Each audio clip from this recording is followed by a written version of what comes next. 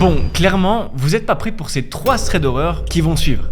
Et si je dis ça, c'est surtout la seconde histoire que je vais vous raconter qui est juste horrible. Ou triste, disons plutôt triste. Les amis, du coup, avant de démarrer avec la première histoire, je vais reprendre mes bonnes habitudes, qui est de vous poser une question en début de vidéo pour faire plus ample connaissance. Et je vais pas y aller de main morte aujourd'hui, car je vais vous poser une question d'ordre politique, au risque de créer la guerre dans les commentaires. Et du coup, au vu de l'actualité, ma question c'est est-ce que vous êtes plutôt team Mélenchon ou team Bardella? Parce que c'est un peu le combat, j'ai l'impression. Moi perso, aux prochaines élections, je crois tellement plus en rien que je vais voter pour moi. Ou pour Malcolm plutôt, lui il est plus sage. Votez pour moi! Votez pour moi, s'il te plaît! Sur ce, j'ai hâte de vous lire en commentaire, maintenant passons à la première histoire. Alors tout d'abord, laissez-moi vous présenter pour cette première histoire Anaïs. Anaïs, c'est celle qui raconte l'histoire et elle nous dit beaucoup de choses. La première, c'est qu'elle est étudiante en graphisme dans la ville de Leipzig, en Allemagne. Elle raconte qu'elle vit chez ses parents et que du coup elle bosse en tant qu'étudiante, comme beaucoup le font, c'est-à-dire au McDo. Elle fait ça pour financer son école et bien sûr pour aider ses parents, et j'avoue que je suis plutôt d'accord avec ça, avec le fait d'aider ses parents quand on fait des études longues. Alors je dis ça, j'ai jamais rien payé à ma mère, faut pas le dire. Bref, Anaïs elle se déplace constamment à vélo, tout simplement parce qu'elle a pas le permis, mais ça lui va très bien de faire tout ça à vélo, y a pas de problème là-dessus. Du coup, elle finit régulièrement vers 23h à la fin de son service, et donc naturellement, il fait souvent très noir lorsqu'elle rentre seule chez elle. Bon, elle indique aussi que là où elle habite, donc près de Leipzig, il y a jamais personne sur les routes le soir, elle est vraiment tranquille. Sauf que si Anaïs te raconte cette histoire aujourd'hui, c'est que dernièrement, elle a eu un feeling assez étrange, comme une impression d'être suivie le soir en rentrant chez elle. Et c'est vrai, étant donné qu'il n'y a jamais personne sur la route, elle remarque forcément quand tu as une voiture qui la suit.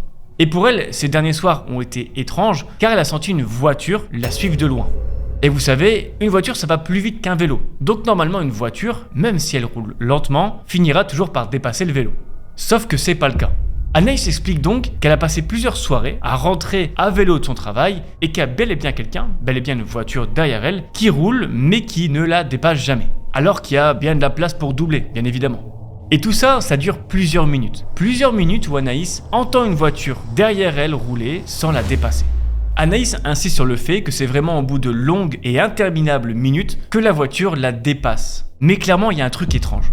Et petit à petit, Anaïs, elle va constater que c'est en fait toujours la même voiture qui la suit longuement quand elle rentre du travail chez elle. C'est toujours cette même voiture orange avec des vitres teintées. Et ça c'est embêtant, car elle dit que ça l'empêche forcément de voir quoi que ce soit à l'intérieur. Et donc, elle reconnaît pas si c'est un homme, ni si c'est une femme. Et ça va pas s'arrêter là. À un énième soir, Anaïs rentre chez elle, et de nouveau cette voiture arrive à son niveau. Enfin, juste derrière elle. Sauf qu'habituellement, elle entend le bruit de la voiture, et elle remarque les phares qui éclairent la route. Mais là, pas du tout. Elle entend juste le bruit de la voiture sans phare. Elle se retourne donc, et constate une voiture dans l'obscurité derrière elle.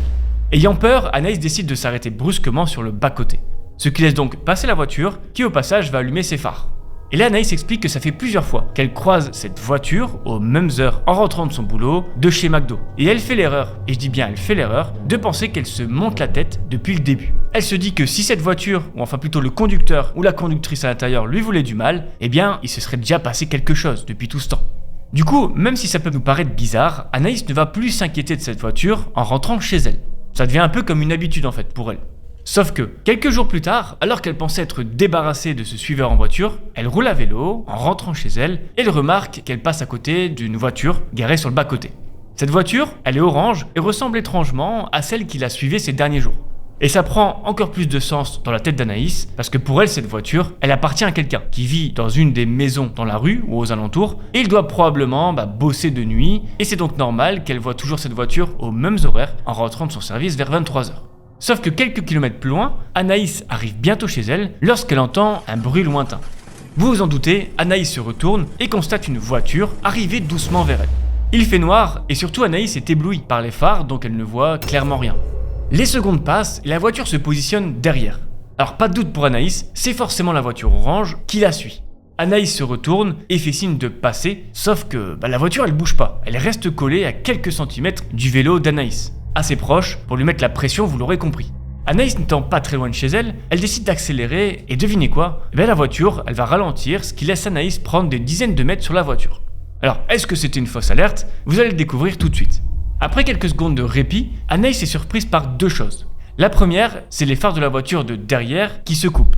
Et ça, elle le voit car d'un coup, tout devient plus sombre dans la rue. Et la deuxième chose, c'est le bruit du moteur de la voiture qui tout simplement bombarde. Anaïs a à peine le temps de se retourner qu'elle voit cette voiture lui foncer dessus. Anaïs, à ce moment-là, elle a un micro-réflexe de tourner son guidon et de changer sa direction avant de se faire violemment percuter. Anaïs se retrouve donc par terre, sur le bas-côté, alors qu'une voiture vient volontairement de la percuter. Et étant par terre, Anaïs voit quelqu'un sortir de la voiture et s'approcher d'elle. Elle remarque que la personne a une capuche et quelques cheveux qui dépassent de cette capuche. Malheureusement, cette fois-ci, Anaïs sait que la personne ne vient pas pour l'aider et elle aimerait donc partir aussi vite qu'elle peut.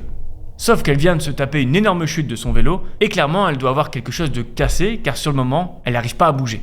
Elle est presque sûre à ce moment-là que sa jambe gauche est cassée. La personne arrive donc à quelques mètres d'elle, va pour sortir quelque chose de sa poche, puis immédiatement la personne est éblouie. Elle est éblouie par des phares d'une voiture qui arrive également à toute allure et s'arrête net face à cette personne. Suite à ça, la personne va prendre la fuite et laisser Anaïs par terre avec son vélo. Et c'est ça pour moi qui confirme encore plus, même si on le savait, ses mauvaises intentions. Car si elle n'avait pas fait exprès de faire tomber Anaïs, elle serait restée à prendre soin d'elle. Bref, la personne prend la fuite et c'est donc le conducteur de la seconde voiture qui vient à son secours et s'occupe de donner les premiers soins. Anaïs va être conduit à l'hôpital, mais heureusement, rien de grave, à noter quelques hématomes. En clair, finalement, rien de cassé et c'est déjà pas mal.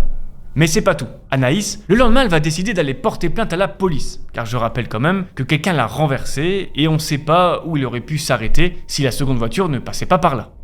Anaïs arrive donc au commissariat de police pour y déposer plainte, sauf qu'à sa grande surprise, elle n'y rentrera pas. Non pas parce qu'elle a subitement changé d'avis et qu'elle veut laisser tout ça derrière elle, non. En fait, elle est surprise de voir sur le parking du commissariat une voiture orange teintée à l'avant. Pour Anaïs, il n'y a aucun doute que c'est la même voiture et donc un policier qui l'a renversée ce soir-là.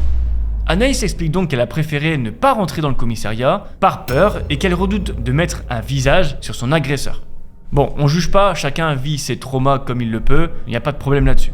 Anaïs explique que désormais, elle prend toujours un chemin différent pour rentrer chez elle, mais qu'elle a qu'une peur bleue, c'est de rencontrer de nouveau cette voiture orange. En tout cas, je serai les parents, je suis prêt de savoir que ma fille rentre à vélo à 23h le soir, sachant qu'il y a un fou dans les parages. Bref, fin de cette histoire, fin de cette première histoire, qui je vous l'avoue, je l'aime bien, mais je suis pas sûr qu'elle soit réelle car elle ressemble à une mécanique de film que j'ai déjà vue. Un film français en plus, donc voilà, méfiance comme on dit, mais malgré tout, ça reste une bonne histoire. Bon, on est parti pour cette seconde histoire, et cette fois je suis sûr que vous allez avoir les larmes à l'œil. Enfin, vous me direz, moi cette histoire elle m'a perturbé. On va parler ici de Benoît, un chauffeur de bus dans la région lyonnaise, qui nous raconte un événement qui l'a donc troublé à jamais. En fait, Benoît il explique qu'il travaille du coup dans une compagnie de bus et que du lundi au vendredi, il fait toujours le même trajet. Il prend son service à 16h et finit aux alentours de 22h30. Et il précise notamment que son dernier arrêt, c'est bien évidemment le terminus. Et forcément au terminus, tout le monde descend, même si vers 22h30, il n'y a jamais grand monde. Benoît rentre tout de suite dans les détails en indiquant que chaque soir, il est surpris de voir un homme d'une cinquantaine d'années à attendre à l'arrêt de bus.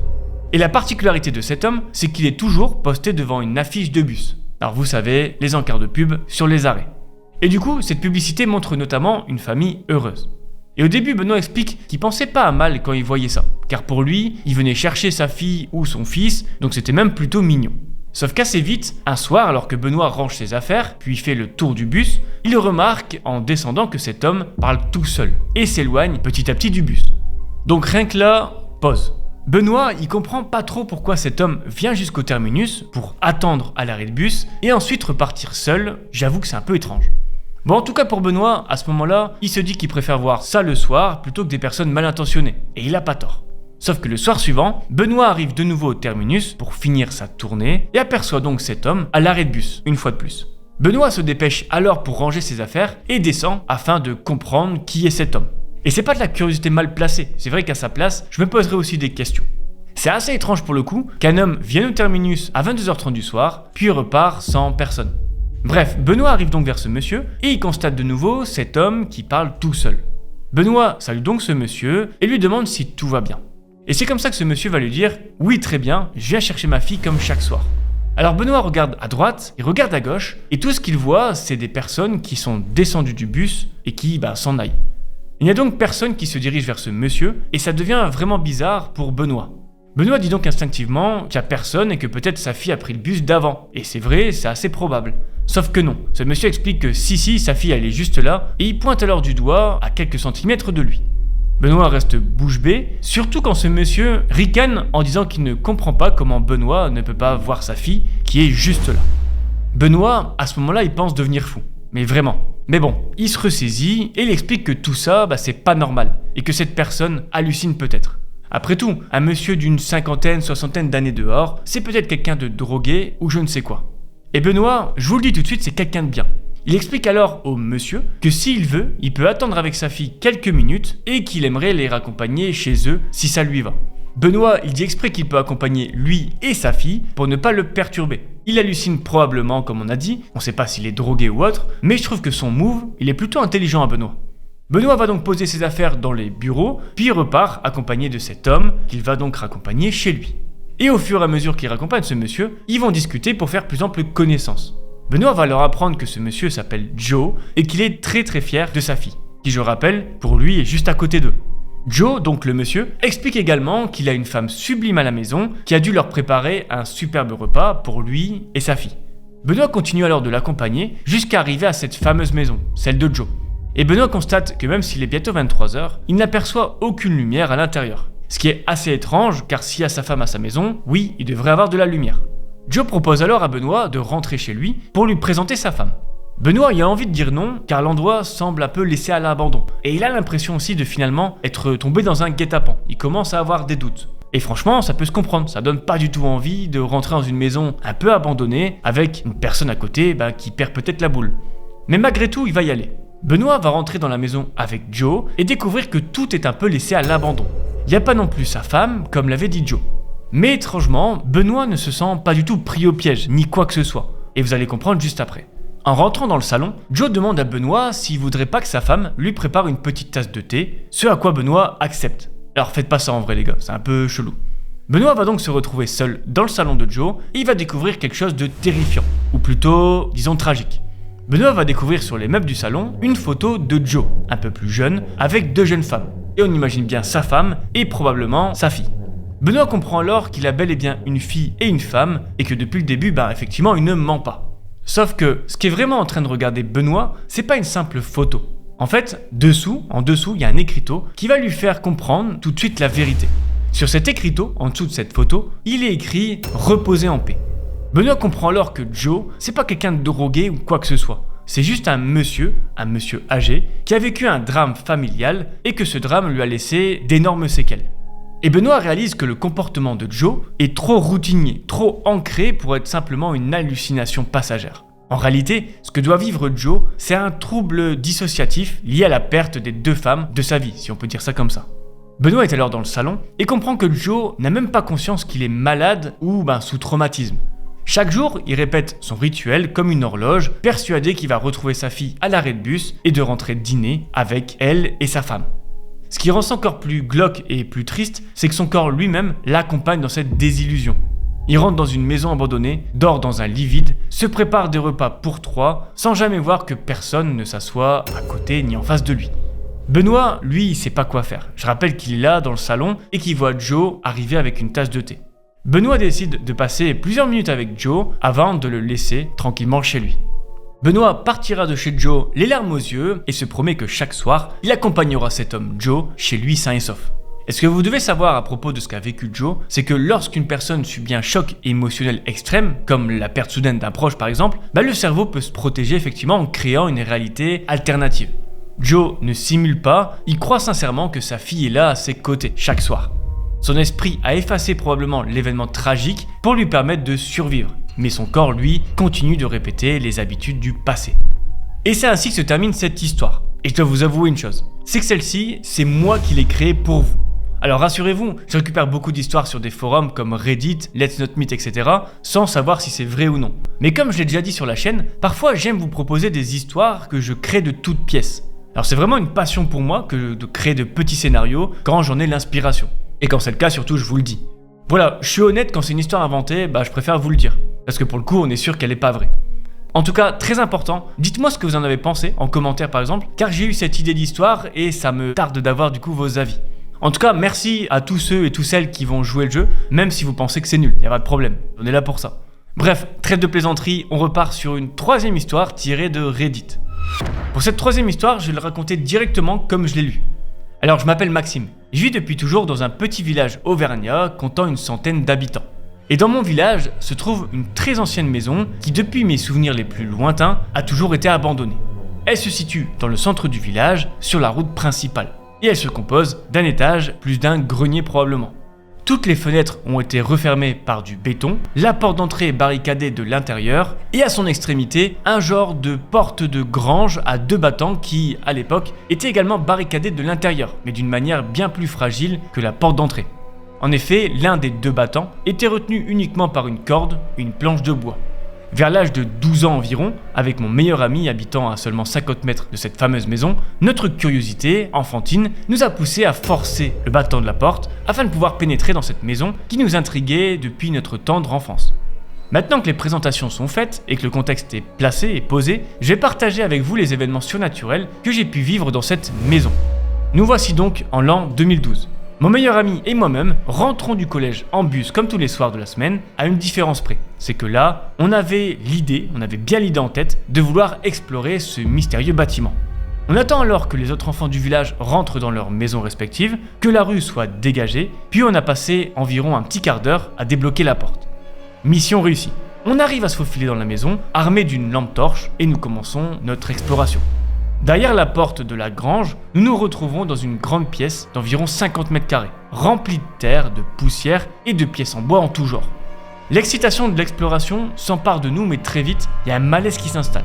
Un genre de mauvais pressentiment, une sorte d'énergie un peu mauvaise qu'on ressent. Avec mon meilleur ami, nous décidons de traverser du coup la pièce pour explorer le reste de la demeure.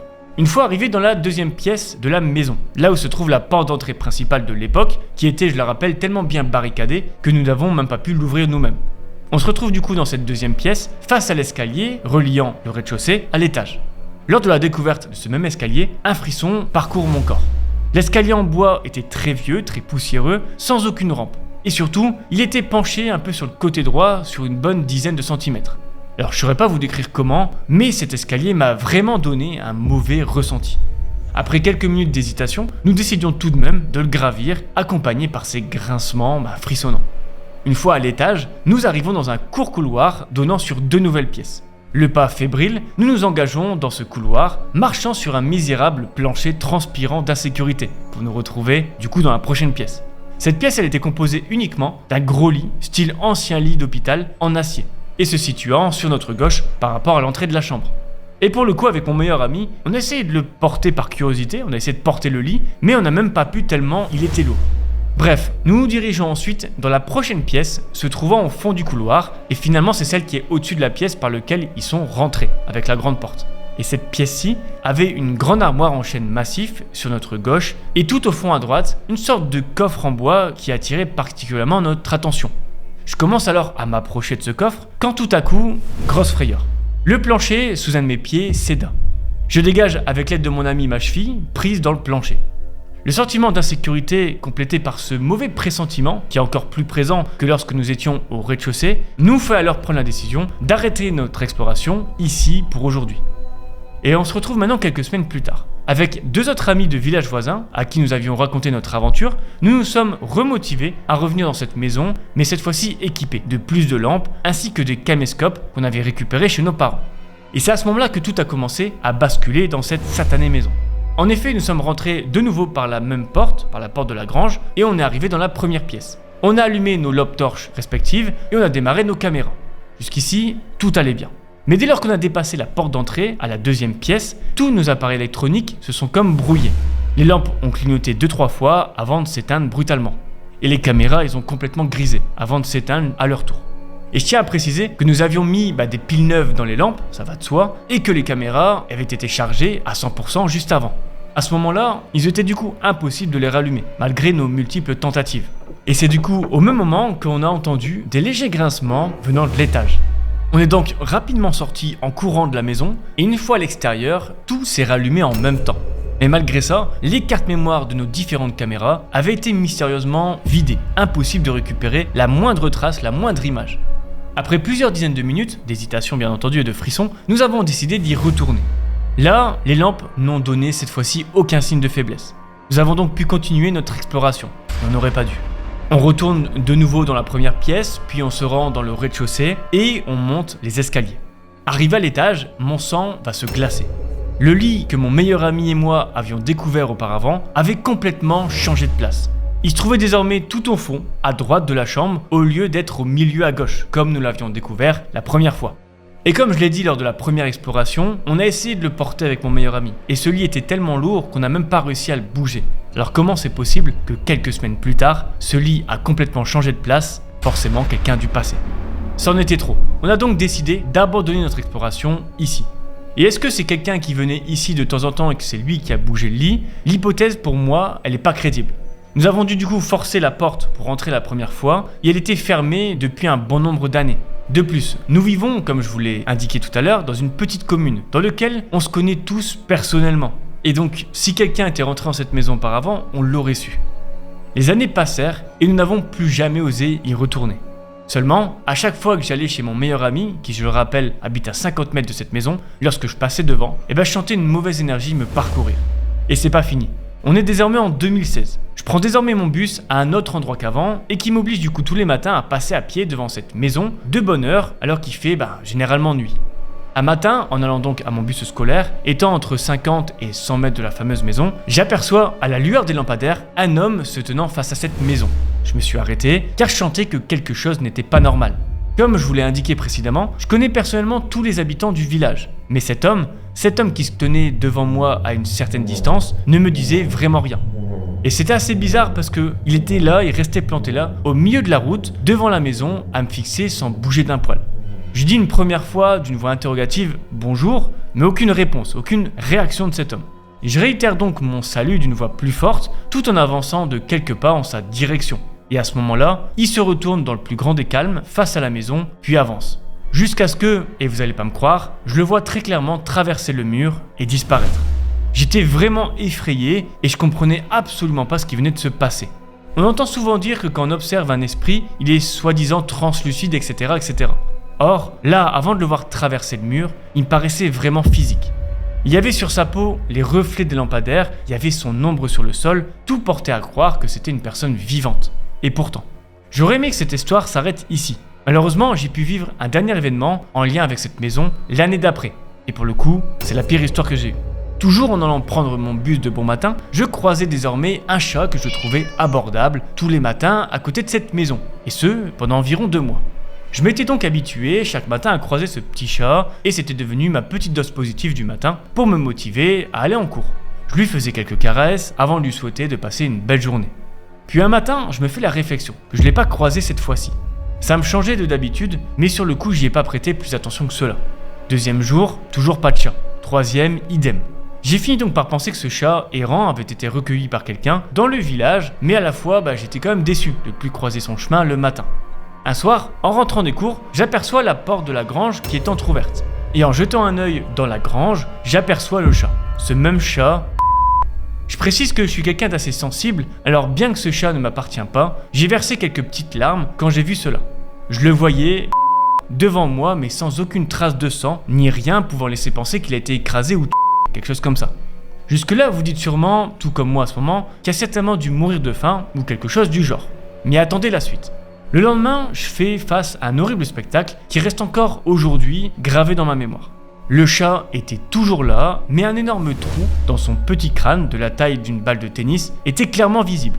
Son corps tout entier était devenu complètement plat. Il ne lui restait plus aucun os à part son crâne. Je ne saurais expliquer comment ça est possible, surtout en l'espace d'1 jour, mais c'était bel et bien le cas. Je me suis mis à pleurer et je me suis en allé en courant pour ne plus avoir cette vision d'horreur. Le surlendemain, j'ai pu constater que le cadavre du petit minou n'était plus là où il était la veille. J'ai trouvé ça bizarre, mais je me suis dit que quelqu'un avait dû l'enterrer pour qu'il repose en paix. Mais poussé par une intuition, j'en ai parlé à mon meilleur ami et nous avons décidé de rentrer une nouvelle fois après tant d'années dans cette maison. Et comme d'habitude, on a traversé la première pièce, on est rentré, puis nous nous dirigeons vers le rez-de-chaussée. Et c'est à ce moment-là qu'il s'est passé l'événement qui nous a fait donc décider de ne plus jamais retourner dans cette fichue maison. Alors que le passage vers la porte a toujours été dégagé, cette fois-ci au sol, une planche en bois dépassait légèrement de la terre, recouvrant le sol. Je ne l'avais pas vue et donc j'ai posé le pied dessus. À ce moment-là, un effet de levier se produit sur la planche, faisant ressurgir de la terre et éjectant du coup le cadavre tout dur du petit chat. comme si on avait tenté de faire un piège. Et je vous avoue que ça m'a donc traumatisé. Et on comprend toujours pas, à l'heure actuelle, comment tout ça est possible. Voici donc la fin d'un passage de ma vie que je suis pas prêt d'oublier, comme je l'indiquais.